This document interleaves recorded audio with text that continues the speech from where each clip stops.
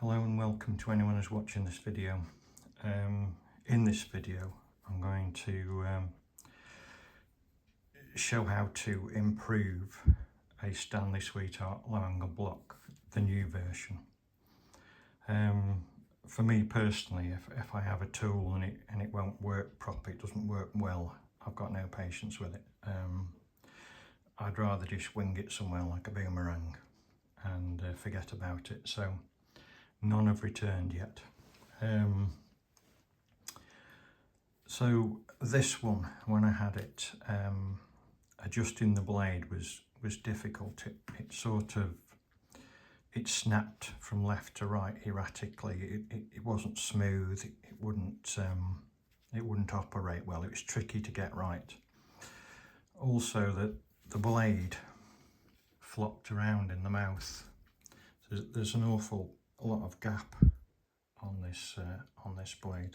It's very small for the opening, and it would slide back and to from side to side, and it'd end up either one side or the other side. It would never sort of end up in the middle.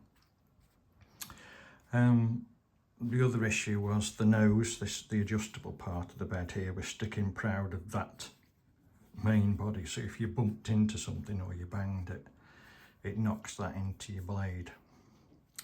And the other issue that was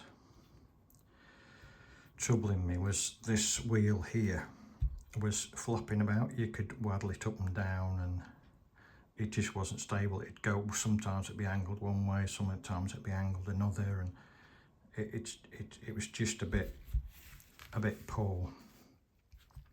So I had a look at it, and what I decided to do was, for the blade section, was to do a Veritas thing and drill and tap two small grub screws into the casting either side of the blade to give it a location, which is what Veritas do.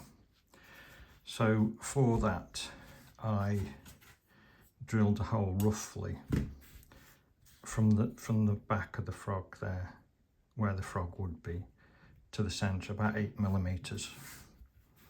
And then I drew that line up and I measured down to the bed, and I tried to hit the screw level with the top of the bed. And I drilled it with a 4.2 millimeter hole, and then tapped it out with a 5M tap, and used a 5M bolt to make two grub screws, and that's been very effective. With that, it still didn't adjust very well, but what I realised is they put this like washer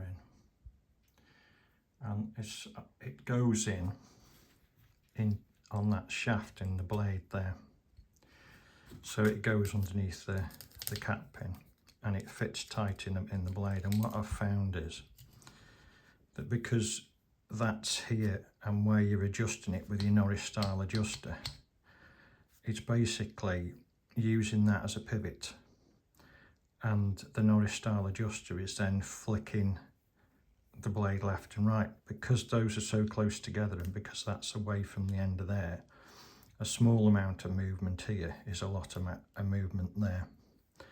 So when I took that off and I'd got the screws in place, it now works really nicely. This is allowing this part to move, and those screws are holding the blade in a better place. It's not dead centre, there's an error in the castings, and that improved it no end. There is a slight issue with mine. It didn't come through the bed quite true. There's a slight bit of difference between one side and the other. This is probably a machining issue where the bed's slightly out, but it doesn't really affect it. I've put a very slight angle on mine. I've got a square to have a look how much that is. Just assemble my square.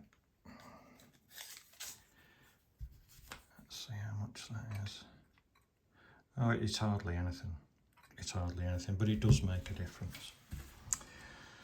So those are these self tappers that I've made sticking through on the bed, just above the bed, and they now keep the blade stable at the front, stop it from getting fully locked over one way or the other, and it works much better like that. I've also this was the actual action of the Norris adjuster was pretty poor, and I've basically cleaned up all the edges. I've cleaned up these surfaces where it touches, and it's got a better action on it now. Also I put the blade in because I noticed even after doing that to that point, it was still it was kind of grinding. It still wasn't smooth. It was kind of had like a grinding effect to it. So I basically just gently cleaned all these surfaces up and meticulously cleaned all these sharp edges off, all the inside and the outside of these castings, because I think they were catching the blade slightly. You can see there, I can catch the light on it, you can see there's like scuffing, and that's where this side of the machining was cutting into the blade, and that was also having an effect on how smooth it was. So once I'd got that running, it's made a very big difference to it. There is a little grub screw in here, and at first I couldn't quite work out what it was for, this scrub screw here, but it would appear that it's to offer a little bit of resistance and stability to that adjuster. But it's just a grub screw, and it had a very sharp edge on it, and when I tried to, it wasn't engaged when I got it. When I tried to engage it, it was cutting up the side of the adjuster. So I smoothed that off, flattened it, and rounded it off a bit, and now it is just touching the adjuster, and it has made a difference in the movement of it. It's taken a little bit of the slack out of it, and it now runs very nicely. So once that was done, this was snapping around before, and now it's got a nice smooth action on it. I decided to tackle the front of the bed, and for that I roughly decided where I needed it for the blade, the sort of gap I want, and then I moved it forward a little bit, probably about 2 millimeters, to make a bigger gap on the blade, and then I cut that off. I cut it off. This was sticking out probably 1/8 of an inch, 3 millimeters. So I took a hacksaw and took the majority off, and then I angle grind it through. And when it's where I want it now, it's just a little bit back from the face, so if you bang it on something, it won't touch your blade. I also turned this lever up slightly. I bent it up slightly, so that it's not sticking in front of the bed. That lever doesn't work very well. To me, it's just a washer. I don't use it as a lever. I find the best way to do it is to slacken it and use your finger in there. When the cut is in, you can still get to that piece of bed, and just push it back into with your fingers, because that seems erratic and it very soon puts the cutter into your blade. So the next problem I had, and the most worrying one, was the way this fitted into here. It was waddling around a lot, and it was a very poor really. So I cleaned off the bottom of that to give it a better edge, and just took the edges off the insides and the outside to stop it grinding, because it slides around a bit, that does. The other thing I noticed was this was domed quite noticeably it had a point on it. And I think it was kind of the brass, because it wasn't in the thread very much, it was tilting from left to right. So since putting a slight flat on it, it's now got something to keep it flat or something to go to. So what I did because the thread was hardly in when it was adjusted, there's not a lot of thread on this. Let me just take this out.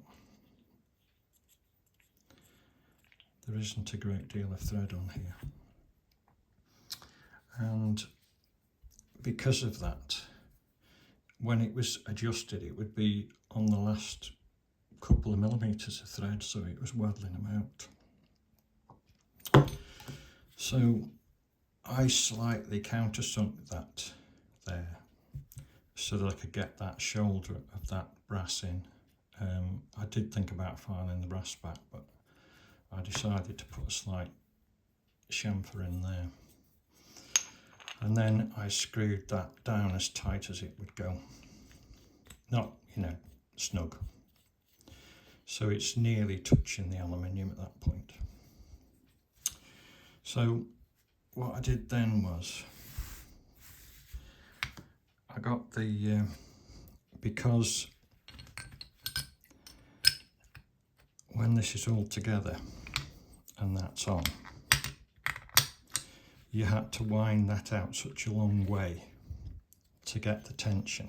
It would be something like that. It was just waddling about. I suppose you can see that, you can hear it.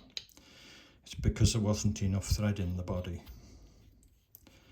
So what I decided to do was, I filed either side of here very slightly so that the screws got an access to there without hindrance, so that when that's fully screwed in, you can still slide it past. Before, you had to unscrew that a bit and screw it down, and it wasn't low enough. So I've had to take some off this, and it's crucial really. I filed, you can see it, I think. See if we can get it in a position where you can see it. Let me move that out of the way. I filed this down a bit, this shoulder, so that it sits lower. I went a bit below the thread with a needle file, and I gradually file that shoulder back, so that when it's in there, screwed in, there's plenty of length in there for it to go. When that's screwed in tight, it can stay there as low as it goes, and that just snugly slid. You can just hear it just slightly catching as it goes in. And get that as low as you can, because once you've got that, that means the lower that is, the less adjustment, the less tension you need to put on here. So you don't need to screw that out very far to get a snug fit. And what that means is, you can see it's adjusting a lot better now. What that means is that it's more stable.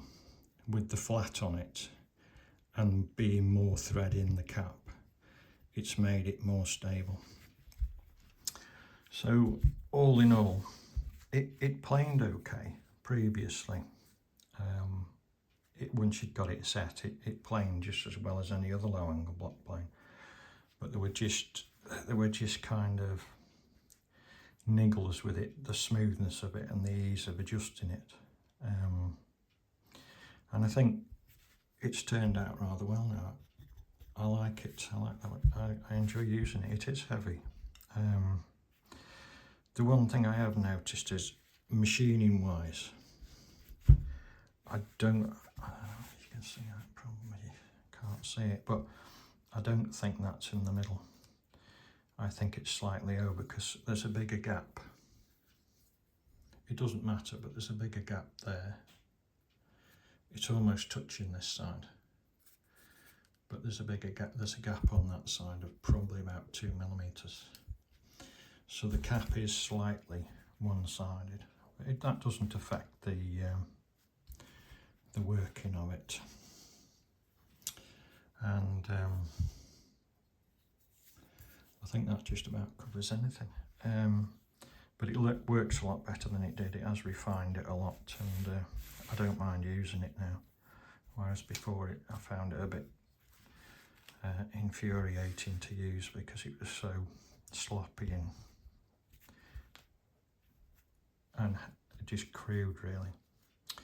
So I don't think there are many of these in the UK. You can't buy them now in the UK, not new anyway, and I picked this one up second hand. But I think there's probably more in America. They're still available in America, but I just thought I'd share that if you have one of these, and maybe you could have a look at it. I think the biggest improvement was putting the set screws in, taking this out off the post and putting the set screws in is what made the biggest improvement. So thank you for watching and take care.